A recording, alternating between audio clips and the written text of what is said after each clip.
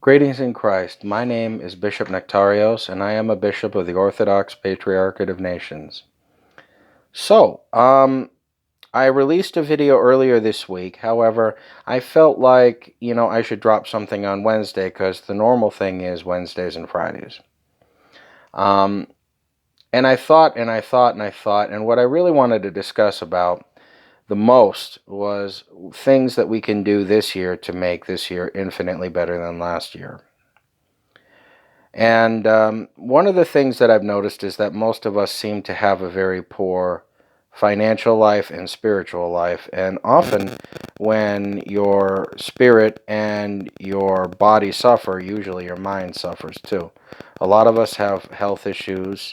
A lot of us have mental issues. A lot of us have spiritual issues. And a lot of us are financially unfit because we were never taught the rules. We were taught that we need to, grow up, quit whining, go to school, get a degree that puts you in deep student loan debt, and then graduate and try to get a job where that school is pumping out graduate after graduate after graduate, all with the same credentials that you have, saturating the market, making it very, very difficult to get a job. Even if you have a very nice degree, it is nearly impossible to get a decent job. And now, while you're paying off this massive debt that you financed, now you have to go and found a family because that's what you're supposed to do. And then you're supposed to work, work, work until you drop. But no one is teaching us about different ways to handle things. So I want to put this to you. If you want a happier life, you need to begin by taking a look at what's going on in your life. You need to bring balance to your physical, mental, spiritual, and financial life. And why do I say financial? Because if you're not making enough money to pay your bills, or if you're making a ridiculous amount of money and still can't pay your bills, you're going to have problems with depression and anxiety, and you're going to have nothing but constant stress. And the second thing is, are you doing what you love? God calls you to be happy. He doesn't call you to be an ant in an ant farm. What is it that you love to do? And what is it that you do that can be of service to yourself and to others? Because that's probably what you're really being called to. But you've been taught by society that you have to have this, work till you drop formula that I just mentioned. And is that really what you want with life? I mean, how many people out there had an idea? Like, how many of us would love to be the guy that thought up Redbox or Netflix? I mean, those two ideas are phenomenal. Now, I'm already hearing the Christians say, but wait a minute, isn't money the root of all evil? No, it's love of money that's the root of all evil. You are expected biblically to take care of what has been entrusted to you, whether that is a family, whether that is, say, a home, or whether that is, say, a vehicle, or whatever it is that has been entrusted to you by God. It is your responsibility to take care of. Now, families are usually the big one because you need money in order to feed your family. You need money to feed yourself. You need money to buy clothing. You need money to do just about everything in this society, unless you figured out how to make bartering work for you, which some people do. But in the end, now is the time where you can start to look at ways that will give you greater freedom and bring you truer happiness. Now, the key with financial health is that you're not looking to be greedy. You're not looking to be selfish. You're not looking to be some multi-billionaire. You're looking to make enough. You're looking to finance your dreams and goals, the things that you feel called to do in life. What you're not looking to do is to spend your whole life chasing money at the expense of your relationship with God. And that's one way that the financial life, if imbalanced, affects the spiritual life. Now, spiritual life doesn't necessarily mean that, of course, church or religion, although I am a bishop and my faith is Christian. And for me, spiritual very much takes place within the bounds of my faith. But it also has to do with the things that you do that try to refresh or renew your spirit and prevent it from being corrosive. I mean, how do you expect to live a full life if you work all day long, into the weekend, you work 2 or 3 jobs because that's what you must do in order to live within your means, and then you're still broke? You're never able to do anything to refresh or renew your spirit, so you run yourself into the ground um, at the expense of everyone around you. That's not good. It's not healthy, but it's what we've been taught to do. The beauty of this horrific disease is that while we were on lockdown, we had to start coming up with alternative ways to address our income. And a lot of people started looking at cottage businesses and starting drop shipping things and whatever it took to make the money to pay the bills. And they did. I don't know how many people started businesses. A lot of people started making food, cookies, and whatnot. And they were able to do that. Now, the money, the reason why I'm sticking on this is because having money or not having money doesn't make you a good person or a bad person. It's your character, really. Money is a tool. And as long as money is not the central love of your life, God is, it's okay to raise enough money to be able to do the things that you want to do in life. The reason why in the Bible it says that it's very hard for wealthy people to go to heaven is because wealth starts to supplant God in their eyes. And they start chasing wealth at the expense of their faith. And eventually, money does take the place of God. There's ways for you to have your cake and eat it too, which I've always personally not liked that, because if you're going to have your cake, the whole point is to eat your cake. If you acquire cake, but you can't eat it, then it's a waste. You have to find balance in your life. And now, we've discussed how the financial side of your life affects your spiritual health and your mental health and even your physical health, the working till you drop. If you are suffering from some of the mental issues that have come up because of this virus, depression, anxiety, loneliness, now is the time for you really to take care of that. Do you really want to have those issues ruin life? And more than that, if you're suffering mentally from some form of issue that's come about because of what you have to endure through this last hellish year, then you need to find a way to balance that out, whether that's getting to a therapist, whether that is spending more time for people and with people, making yourself available to the people that you care about, even if it's just a Zoom call. Maybe the solution is the financial aspect, or maybe the solution is the physical aspect, engaging in exercise or reading books to expand your knowledge, or whatever it is you do. Some guys like to work on vehicles, whatever it is you do to drop stress. Go out and do it. Physical health is fairly obvious. As you can tell by the videos, I'm kind of a good old sized boy, but I've always worked very hard to try to keep my weight down, and it's a very large battle for me. And if you don't feel good about yourself, if you don't feel good about the way you look, then how are you supposed to be able to satisfy your ego if you're kicking yourself hard? Plus, there's the fact that if you are having medical problems, that decreases your quality of life and it causes suffering. Now, to a certain extent, suffering is amazing because it strips away the crap that we surround ourselves with to make ourselves feel better. And instead, what it does is it reveals who we really are. Now, one thing at a time. You work on your physical health, Maybe you get yourself some exercise equipment, or maybe you go ahead and get yourself access to, classes, or maybe you just go for a walk and enjoy the neighborhood. You and work on your mental health, read books, go for walks, play games, do something to stimulate your mind and get you thinking so that you can enjoy the things that you're given.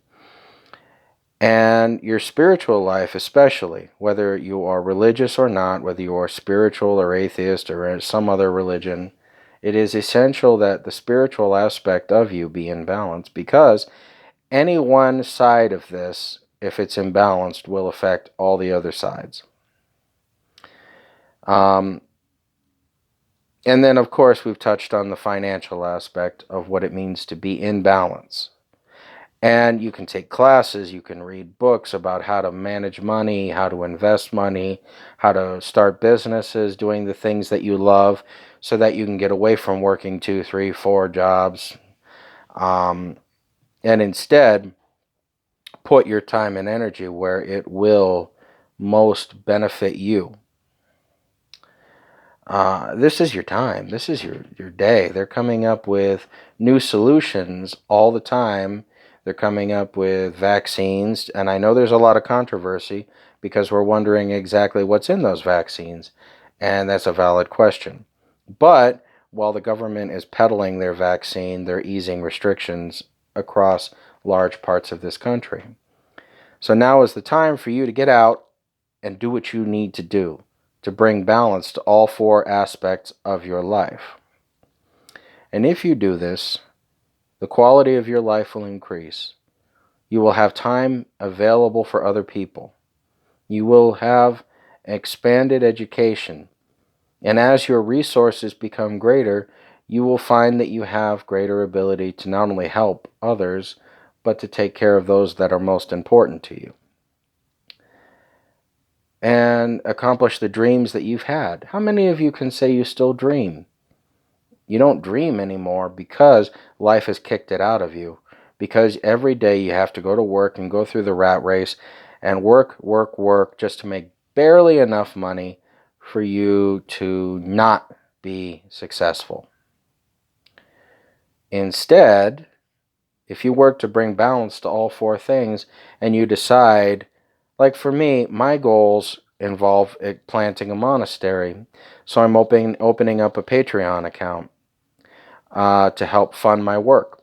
I am opening up a line of clothing through a drop shipping company so that when the monastery is established, we'll have a line of Christian-themed clothing as one source of income to provide for the monastery's needs, pay for its bills. I'm looking at whatever it takes to make my dreams happen. And when the monastery is a reality, we have plans already, soup kitchens, clothing drives. Eventually, when we get a little bit of cash put together to get some more facilities on this plot of land that I want, it will serve adequately and admirably to provide a homeless shelter for those that are in need. And as we start to help those that are in need instead of just taking care of ourselves, we're going to see a change in the people that are around us, because people are going to remember when I'm in need. Most people tell me, that's your problem, don't bother me with it. But there is one group of people that will listen. There is one group of people that are going to help me. And that's going to be the monastery that I intend to found. That's what my life is going to be about. That's what drives me, is to found this monastery and to be of service to the people that are most at need, because our society encourages us to focus on our own issues and get rid of everything else. And that's toxic. It's corrosive to our spirit. It's destructive to the people that are most vulnerable. And frankly, it's a little selfish, because everyone is saying, oh, you're just going to spend that money on booze. I've been homeless in my life. As a matter of fact, we were taken in by people who are our friends. And without them, we would have been in a horrific position. We survived off of the good graces of other people who didn't take that attitude. that it's necessary for us to just not talk to them about what's bothering us. They stood by us when they had the opportunity to just say, hey, sorry, that sucks. Now, some of you, maybe what your goal is to spend more time with the people you love. Why not? Go for it. Why are you working yourself to death chasing crap that you can't even take with you? Why are you corroding your health in this system that does not care about you? It's toxic to who you are, it's degrading to who you are, and it kills your ability to dream. And if you can't dream, why are we alive? Are we just some sort of meat shield that is expected to work until we die? I don't think so. That's not what we were. That's not who we are. And that's not what I want you to be. Have dreams, have goals, have aspirations, accomplish something. Go ahead and take classes, increase your skill set, learn new things. You don't have to live in this way. And I'll tell you, once you stop dreaming, once you stop having any of that, a part of your soul dies. Because it is that ability to dream, it's that ability to believe, it's that ability to trust and have faith and to take a step out in faith and accomplish something that is going to save your heart in the long run. You don't want to just work yourself to death, paying for crap you don't want, chasing status symbols that are extremely expensive that you don't need. It's destructive, and frankly, it's insulting to who you are. You are a beautiful creation of God, made in His image, man and woman. You are someone who God did not create to end up in this strange, hellish life that so many of us live. I believe in you, and I don't even know you. You can do this. And you know why I believe in you? Because your heart beats like mine does. Your mind has the same abilities as mine. And I know for a fact that every single one of us had a dream at one time. And it's because of life and what we're told we need to do that we're told to grow up and quit dreaming and just get a job. I had that talk. You get a job, you work your way up the corporate chain, you die. That's it. Rinse and repeat with the next generation as we send our sons and daughters to work themselves to death. And yes, I'm very tattooed. I wasn't always a bishop. Is that what we want for our sons and daughters too? Do we want them to work themselves to death? In the previous video, I discussed that it is a system. And I said that that is actually a good thing. Whether you're like me and martial arts is your thing, or whether you like artistry or acting, whether you call it a system, whether you call it a method, there is a system in just about everything you do. If your thing is painting, there are methods and there are strokes that you use to accomplish certain pictures. If you're into photography, there are techniques that you can use that together form a system.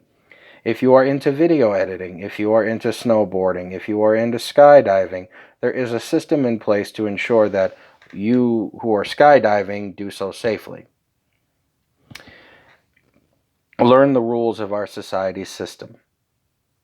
And once you learn those rules, apply them to your life. Now, that doesn't mean that you completely abandon your unique identity so that you can become just another drone. What I'm talking about is taking that identity that I've been discussing with you and putting it to work in a way where, using the rules, you amplify who you are, your connection with divinity, and you increase your own wellness across the 4 spectrums that I've been discussing. This is the best option for you because it will stop so much of what I've been seeing with suicides and depression. It'll stop people feeling doubt and fear and anxiety because the things that are causing us to fall into depression, the things that are causing us to fall into anxiety, start to go away. Well, that's it for today. God loves you and I love you. If you're just joining us for the first time, please hit the like and subscribe button. Tell me about your dreams, your goals, what you want to accomplish. Put them in the comments below. I read every comment that is put on my videos. And until next time, God loves you and I love you. Take care and God bless. Bye.